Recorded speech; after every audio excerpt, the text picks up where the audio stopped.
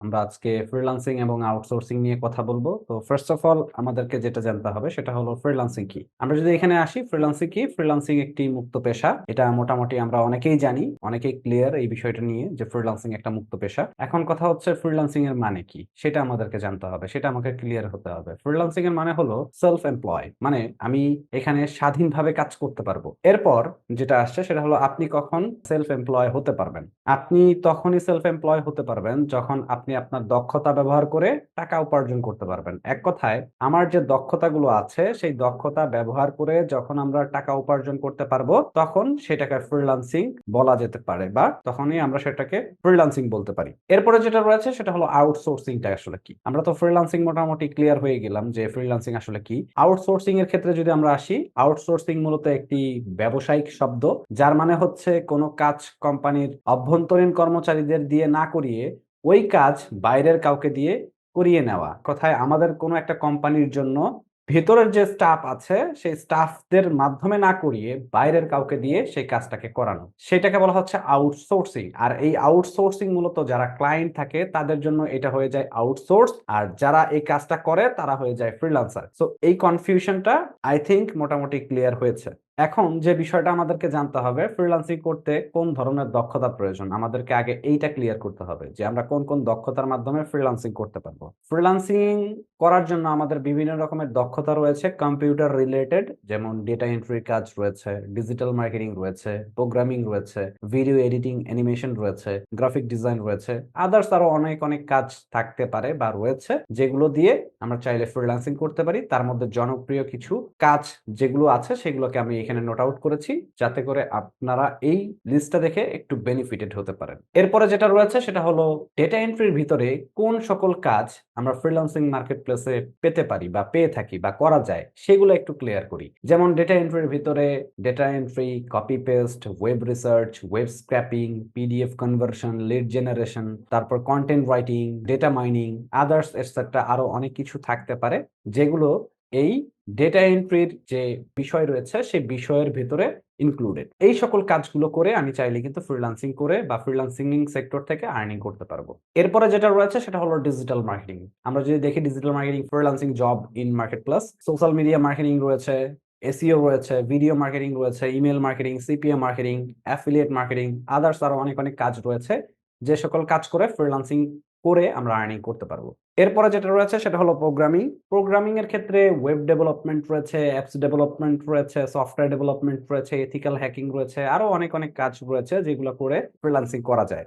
এরপরে যেটা রয়েছে সেটা হলো ভিডিও অ্যান্ড অ্যানিমেশন। এইখানেও কিছু কাজ রয়েছে, যেমন ভিডিও এডিট রয়েছে, শর্ট ভিডিও অ্যাডস রয়েছে, অ্যানিমেশন রয়েছে, ইন্ট্রো ভিডিও রয়েছে, ভিজুয়াল ইফেক্ট রয়েছে, অনেক রকমের কাজ রয়েছে যে সকল কাজ করে ফ্রিল্যান্সিং করা যায়। এরপরে যেটা রয়েছে সেটা হলো গ্রাফিক ডিজাইন, যেখানে দেখা যাচ্ছে প্রায় 30+ জব রয়েছে, 30+ কাজ রয়েছে যে সকল কাজ করে আমরা কিন্তু ভালো পরিমাণে একটা আর্নিং জেনারেট করতে পারবো। 30-এরও বেশি কাজ রয়েছে, যদি আমরা এটা নিয়ে আরেকটু রিসার্চ করি তাহলে কিন্তু বের করা পসিবল। এখন এইখান থেকে 30টা কাজে যে আমি পাবো বিষয়টা এরকম না, আবার যে 30টা কাজ থেকে যে আমি একটাও পাবো না বিষয়টা কিন্তু এরকমও না। আমরা যে সকল কাজের উপরে যতটুকু স্কিলড বা এক্সপার্ট হব সেই কাজটাই কিন্তু আমাদেরকে দেওয়া হবে।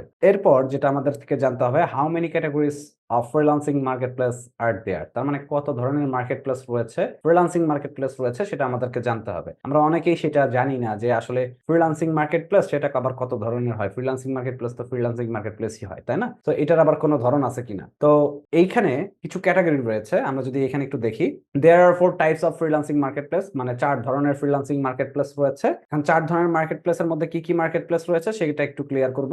এখানে 4টা মার্কেট প্লেস দেখতে পাচ্ছি। ফার্স্টে যেটা রয়েছে সেটা হলো অ্যাক্টিভ মার্কেট প্লেস, এরপর microstock base market place, Qantas base market place, portfolio base market place, মানে 4 ক্যাটাগরির মার্কেট প্লেস রয়েছে। সো 4 ক্যাটাগরি মার্কেট প্লেসের মধ্যে প্রথমে যেটা রয়েছে সেটা হলো অ্যাক্টিভ মার্কেট প্লেস। তো অ্যাক্টিভ মার্কেট প্লেসের মধ্যে আবার দুইটি ক্যাটাগরি রয়েছে, একটা হলো প্রপোজাল সাবমিশন মার্কেট প্লেস আর একটা হচ্ছে gig store base market place. এখন এই যে প্রপোজাল সাবমিশন মার্কেট প্লেস কি, gig store base market place কি, সেগুলো আমাদেরকে ক্লিয়ার হতে হবে। তো প্রথমত আমরা অ্যাক্টিভ মার্কেট প্লেসের মধ্যে কতগুলো মার্কেট প্লেস রয়েছে সেইটার একটা লিস্ট দেখব। তো প্রথমে যদি আমরা একটু দেখি, দেখা যাচ্ছে ফ্রিল্যান্সার, যদিও এটার নাম হয়তোবা আমরা অনেকেই শুনেছি যে freelancer.com এটা একটা freelancing base marketplace. freelancer.com is a bid and contest based marketplace. The company was found in 2009 in Australia. So অস্ট্রেলিয়াতে 2009 সালে এই মার্কেটপ্লেসটিকে লঞ্চ করা হয়। তারপর থেকে কিন্তু এটার জনপ্রিয়তা অনেক বেশি।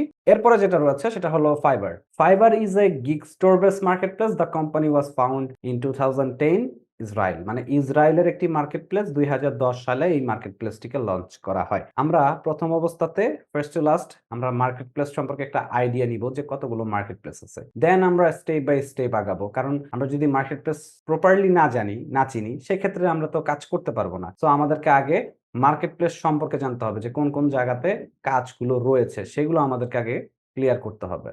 এরপরে যেটা রয়েছে সেটা হলো Upwork. Upwork is a bid base marketplace. The company was found 2015 United State, মানে ইউনাইটেড স্টেটের একটি মার্কেটপ্লেস। 2015 সালে এই মার্কেটপ্লেসটিকে লঞ্চ করা হয়। এটা মূলত বিড বেস একটা মার্কেটপ্লেস। এখন বিড আর গিক এর মধ্যে পার্থক্যটা কি সেটা নিয়ে পরে এক্সপ্লেন করছি, আগে মার্কেটপ্লেস গুলোকে ক্লিয়ার করে নেই। এরপরে যেটা রয়েছে সেটা হলো স্পিড লঞ্চার।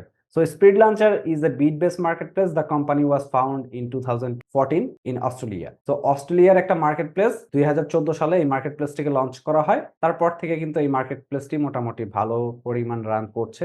সো এটার কিন্তু জনপ্রিয়তা রয়েছে। এরপরে যেটা রয়েছে সেটা হলো ServiceScript. So ServiceScript is a beat-based marketplace. The company was found in 2000 United States. মানে ইউনাইটেড স্টেটের একটি মার্কেটপ্লেস। 2000 সালে এটাকে লঞ্চ করা হয়। তারপর থেকে কিন্তু এটার জনপ্রিয়তা অনেক বেশি, বা এখানেও কিন্তু আমরা চাইলে ফ্রিল্যান্সিং করতে পারি। এরপরে যেটা রয়েছে সেটা হলো ফোরার। ফোরার.com. Forar.com is a gig store based marketplace. The company was found 2011 United kingdom.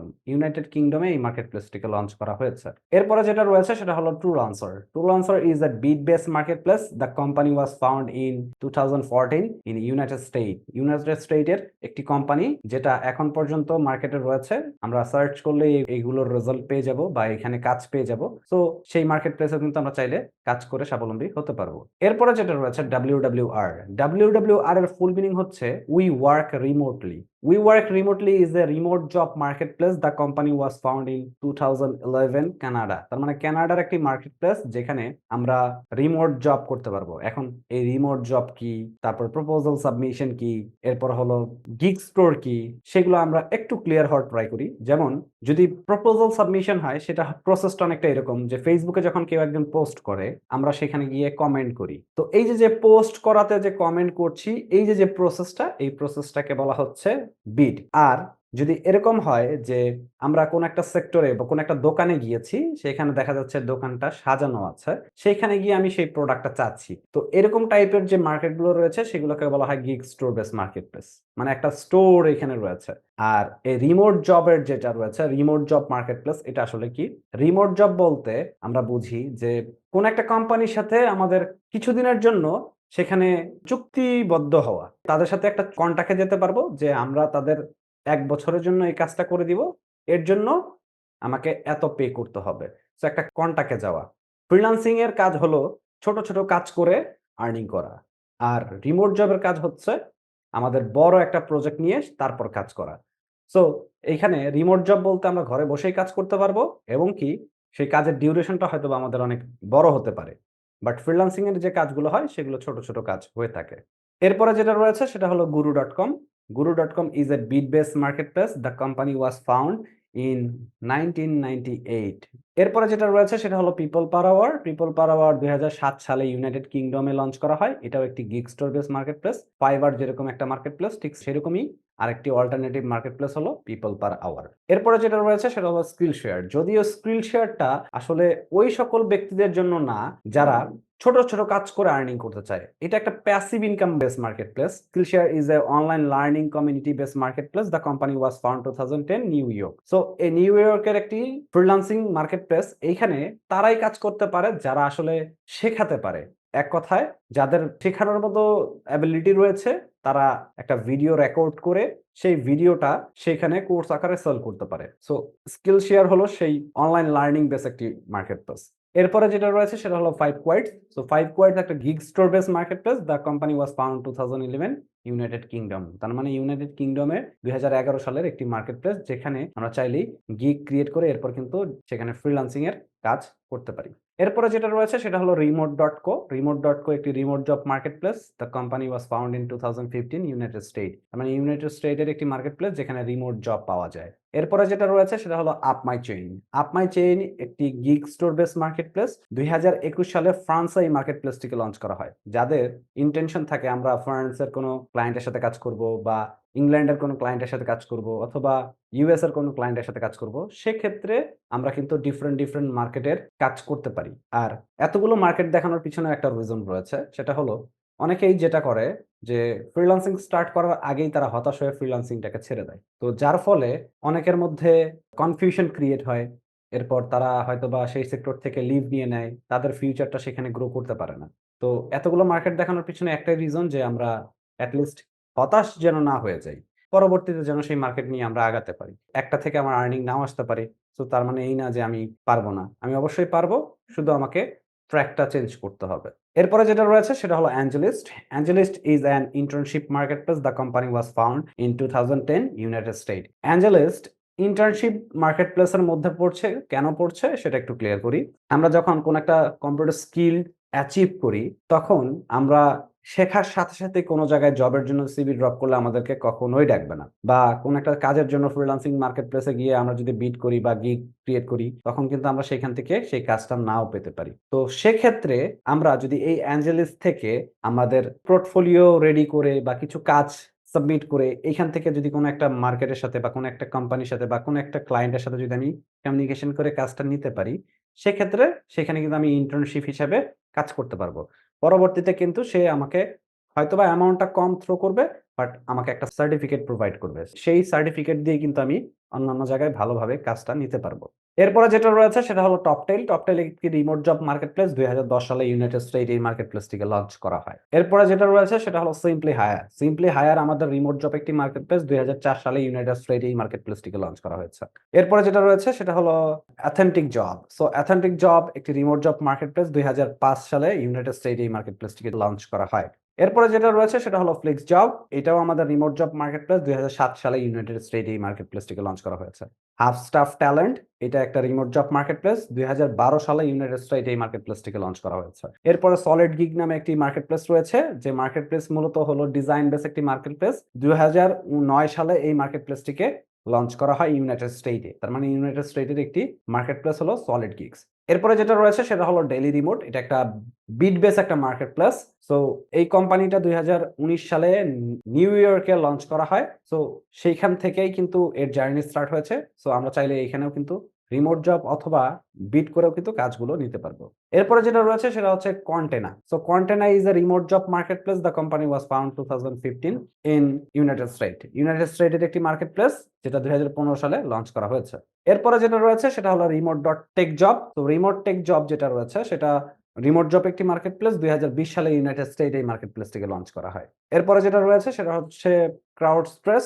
So ক্রাউডস্প্রেস একটি রিমোট জব মার্কেটপ্লেস। 2017 সালে জার্মানিতে এই মার্কেটপ্লেসটিকে লঞ্চ করা হয়েছে। ফ্রি আপ নামে একটি মার্কেটপ্লেস রয়েছে, যেটা রিমোট জব মার্কেটপ্লেস। 2015 সালে ইংল্যান্ডে এই মার্কেটপ্লেসটিকে লঞ্চ করা হয়। ওয়ার্কেনা। ওয়ার্কেনা একটা বিট বেস মার্কেটপ্লেস। 2020 সালে মালয়েশিয়াতে এই মার্কেটপ্লেসটিকে লঞ্চ করা হয়। যারা এই যে কিছু স্কিল শিখে মালয়েশিয়া যেতে ইচ্ছুক বা ইন্টারেস্টেড হয়ে থাকে, তারা কিন্তু চাইলে ফ্রিল্যান্সিং এর যে সকল কাজগুলো আছে, মানে কম্পিউটার রিলেটেড যে সকল কাজগুলো আছে, সেগুলো কিন্তু শিখে এই ওয়ার্কেনাতে কাজ করতে পারে। সো এটা অনেক ট্রাস্টেড একটা মার্কেটপ্লেস। এরপরে যেটা রয়েছে সিডি ট্রেডার্স। এটা একটা 3D module base marketplace. The company was found 2011 Lithuania. So লিথুনিয়ার একটি মার্কেটপ্লেস। 2011 সালে এই মার্কেটপ্লেসটিকে লঞ্চ করা হয়। তো যারা 3D নিয়ে কাজ করবো ইন ফিউচার, তারা কিন্তু চাইলে এই মার্কেটপ্লেসে কাজ করতে পারবো। এরপরে যেটা রয়েছে সেটা হলো কোড মেন্টর। কোড মেন্টর একটা coding base marketplace. The company was found 2013 United State. মানে ইউনাইটেড স্টেটের একটি মার্কেটপ্লেস। 2013 সালে এই মার্কেটপ্লেসটিকে লঞ্চ করা হয়। এরপরে যেটা রয়েছে সেটা হলো freelancer. Freelancer is A gig store base marketplace. The company was found in 2021